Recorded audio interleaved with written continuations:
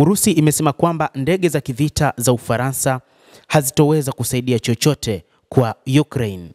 Ununuzi unawezekana wa Ukraine wa ndege za kivita za Rafale zinazotengenezwa na Ufaransa hautabadilisha hali katika uwanja wa vita kwa upande wa Kiev. Hii ni kwa mujibu wa msemaji wa Kremlin Dmitry Peskov, ambaye amesema hayo siku ya jana Jumanne. Mnamo Jumatatu, Rais wa Ufaransa Emmanuel Macron na Volodymyr Zelensky wa Ukraine walitia saini barua ya nia ya ununuzi wa ndege 100 za kivita za Rafale kwa Kiev katika muongo mmoja ujao. Wahusika hawajatoa maelezo yoyote kuhusu ratiba ya uwasilishaji au utaratibu wa ufadhili wa mpango huo. Makubaliano ya awali pia yanajumuisha ununuzi wa betri 8 za kizazi kijacho cha ulinzi wa anga cha SAM-T zinazotengenezwa sasa, makombora yanayoongozwa kwa usahihi na AASM Hammer, drones pamoja na rada ambazo zinatengenezwa na Ufaransa. Hata hivyo, Urusi imesema kwamba mpango wa Ukraine wa kununua ndege hizo kamwe hautaiwezesha Ukraine kufanya lolote katika uwanja wa vita.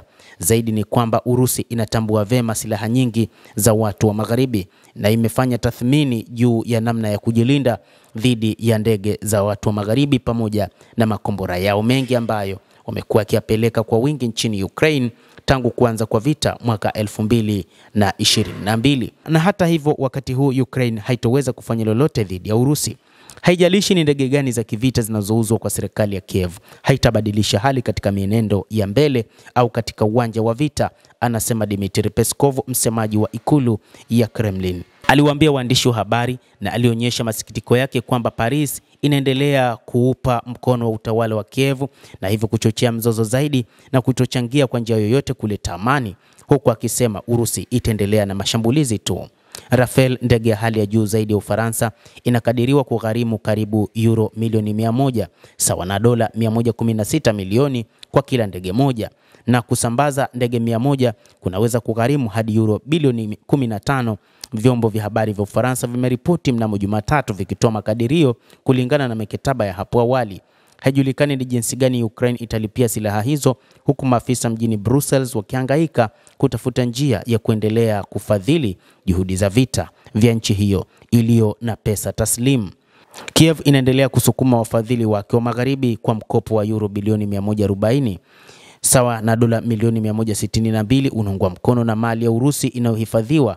Moscow imelaani kufungia kwa mali kama wizi, ikisema kwamba italipiza kisasi juu ya mali zote za watu wa Magharibi zilizopo nchini Urusi.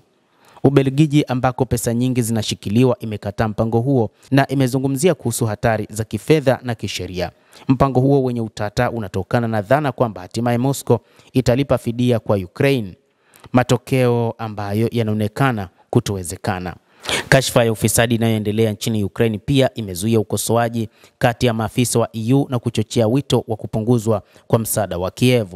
Wiki iliyopita, mashirika ya kupambana na rushwa ya Ukraine yalitangaza kuwa yamegundua mpango wa kurejesha dola milioni 100 unahusisha washirika wa Zelensky katika sekta ya nishati, ambao umefadhiliwa kwa kiasi kikubwa na misaada ya watu wa Magharibi.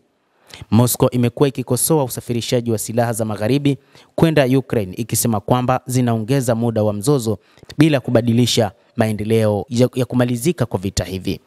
Mtazamaji wa The World News, endelea kutufuatilia, lakini usisahau kulike, usisahau kucomment na kusubscribe channel yetu hii ili upate habari hizi kwa mapana hapa The World News. Mimi ni Adam Hussein. Endelea kuwa nasi wakati wote, endelea kutufuatilia ujue ni nini kinajiri duniani kupitia The World News.